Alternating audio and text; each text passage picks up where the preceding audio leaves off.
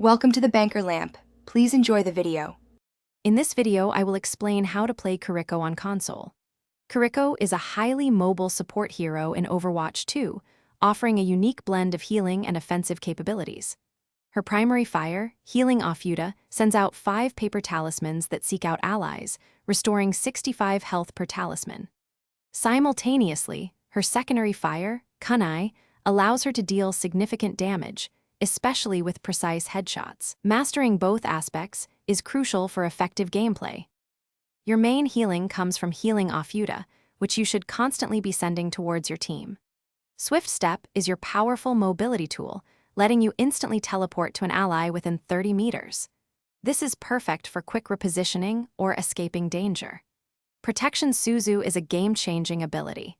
It makes allies invulnerable for 0.85 seconds and removes all negative effects, saving them from critical damage or crowd control. While healing is vital, Kiriko's kunai are incredibly potent for offensive plays. These projectiles have a 3 times headshot multiplier, meaning precise aim can quickly eliminate squishy targets. Weave kunai between your healing to pressure enemies and secure eliminations. Don't be afraid to flank or dive with your team, using your mobility to get into advantageous positions and finish off low-health opponents. Kiriko's ultimate, Kitsune Rush, is a powerful team-wide buff. It creates a path that grants allies a 50% attack speed boost, a 30% movement speed increase, and reduced cooldowns. Deploy it strategically during pushes or to win crucial team fights.